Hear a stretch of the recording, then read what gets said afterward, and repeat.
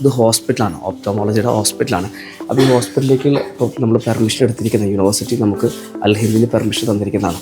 എല്ലാവർക്കും ഇവിടെ video shoot ചെയ്യാനുള്ള പെർമിഷൻ ഇല്ല ഒന്നാമത്തെ. അപ്പോൾ ആർക്കും വരുന്ന സമയത്ത് ശ്രദ്ധിക്കണം, ക്യാമറ അലൗഡ് അല്ല ശരിക്കും. അപ്പോൾ ഇതിൻ്റെ കാലിൽ നോക്കിക്കഴിഞ്ഞാൽ അറിയാം, ഇതേപോലുള്ള കുറച്ച് സംഭവങ്ങളൊക്കെ ഇട്ടിട്ടാണ് നമ്മൾ ഇതിനകത്ത് കയറുന്നത്.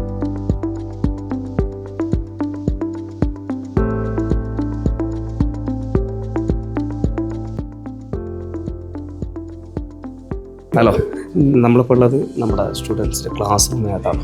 ക്ലാസ് റൂമിൻ്റെ പ്രത്യേകത വെച്ചാൽ ഇതിപ്പോൾ പ്രാക്ടിക്കൽ ക്ലാസ് നടന്നുകൊണ്ടിരിക്കുന്നതാണ്.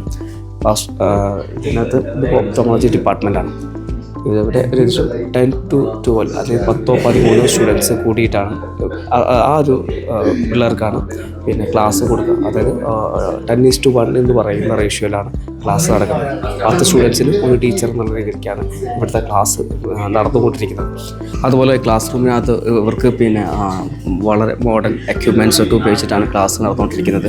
ക്ലാസ് മാത്രമല്ല, ഇതേ സെയിം ടൈമിൽ തന്നെ ഇവർക്ക് തന്നെ പേഷ്യൻസിനെ ഇൻട്രാക്ട് ചെയ്യാനൊരു അവസരം കൂടിയുണ്ട്. അതായത് പേഷ്യൻസ് വന്നു കഴിഞ്ഞാൽ ഇവർക്ക് നേരിട്ട് കാണാനും അത് പിന്നെ അതിൻ്റെ തീസിസ് മനസ്സിലാക്കാനൊക്കെ സാധിക്കുന്നുണ്ട് എന്നുള്ളതാണ്.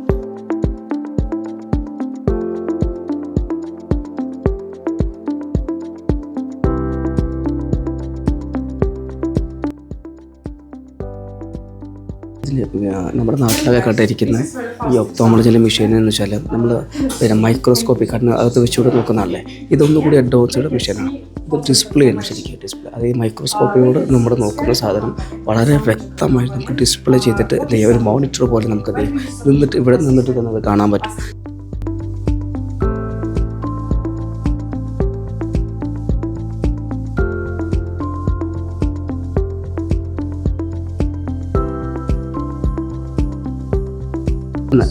ഡയറക്റ്റ് പേഷ്യൻസിനായിട്ടുള്ള ഇൻട്രാക്ഷൻ ആണ് കേട്ടോ.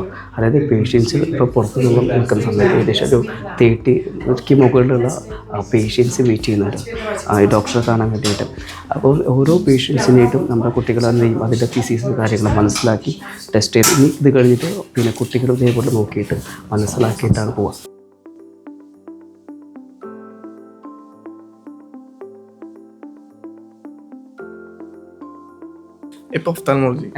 എങ്ങനെയുണ്ടായത് ക്ലാസ്?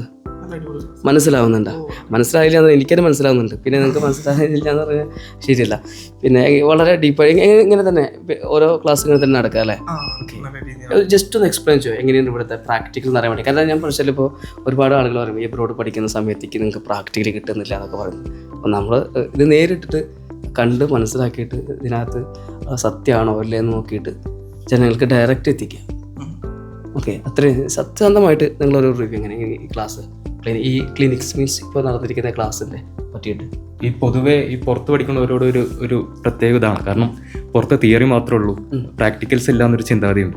പക്ഷെ വളരെ വലിയൊരു മിസ്റ്റേക്കാണ്. കാരണം എനിക്കിവിടെ വന്നപ്പോൾ അത് മനസ്സിലായി. ഞാൻ ഓരോ ഡിപ്പാർട്ട്മെൻറ്റ് അനാട്ടമി ആയിട്ട് ഓരോ ഡിപ്പാർട്ട്മെൻറ്റിൽ ഞാൻ കയറി നോക്കി. ഈ ശരിക്കും ഈ ക്ലാസ് നമ്മുടെ ഇപ്പോൾ ഞാൻ അസീസ് മെഡിക്കൽ കോളേജ് കേരളത്തിനകത്ത് അതിൽ കിട്ടുന്നതിനെക്കാട്ടും പെർഫെക്റ്റ് ആയിട്ടുള്ള ക്ലാസ്സായിട്ട് എനിക്ക് ഫീൽ ചെയ്ത്. സത്യം ഞാൻ ഒരുപാട് ഇപ്പോൾ പോകുന്നതാണ്. എൻ്റെ അനിയനും ഡോക്ടറാണ്, കണ്ണൂർ മെഡിക്കൽ കോളേജിൽ ഡോക്ടറാണ്. ഓക്കെ, നമ്മൾ ഈ അനുഭവിക്കുമ്പോഴാണ് ഇത് സത്യം അറിയുള്ളൂ എന്നുള്ളൊരു കാര്യം. അതുപോലെ ആദ്യം ഒരു തിയറി ക്ലാസ് ഉണ്ടാവും എല്ലാ ടോപ്പിക്കിനെയും പറ്റിയിട്ട്. അതിനുശേഷം എല്ലാത്തിൻ്റെ ഒരു പ്രാക്ടിക്കൽ ക്ലാസ് ഏത് സബ്ജക്റ്റ് ആണെങ്കിലും. ഇപ്പോൾ അനാട്ടമി മുതൽ അവസാനത്തെ സർജറി വരെ ഇങ്ങനെ നമുക്ക് കിട്ടിക്കൊണ്ടിരിക്കുന്നത്. എല്ലാം കറക്റ്റ് ഇംഗ്ലീഷിൽ പക്ക മനസ്സിലാവുന്ന രീതിയിൽ എത്ര വേണമെങ്കിലും എക്സ്പ്ലെയിൻ ചെയ്ത് തന്നിട്ട് എടുക്കുന്ന എക്സ്പ്ലെയിൻ ചെയ്ത് തരാൻ ടീച്ചേഴ്സ് റെഡിയാണ്. നമ്മൾ പഠിക്കാൻ തയ്യാറാണ്. പിന്നെ റഷ്യൻസ് ക്ലാസ് എടുക്കുമ്പോൾ മനസ്സിലാവുന്നില്ല എന്നൊക്കെ പറയുന്നത്. പക്ഷെ എനിക്ക് പിന്നെ നമ്മൾ പറഞ്ഞ കാട്ടി അടിപൊളിയായിട്ട് എനിക്ക് മനസ്സിലായി. ഇവിടുത്തെ ടീച്ചേഴ്സൊക്കെ നല്ല ഇംഗ്ലീഷ് നല്ല ജ്ഞാനമുള്ള ടീച്ചേഴ്സാണ്. അവരൊക്കെ നല്ല കിടിലം പോലെ ഇംഗ്ലീഷ് നമ്മളെക്കാളും നമ്മളെക്കാട്ടി അടിപൊളി സംസാരിക്കുന്നുണ്ട്.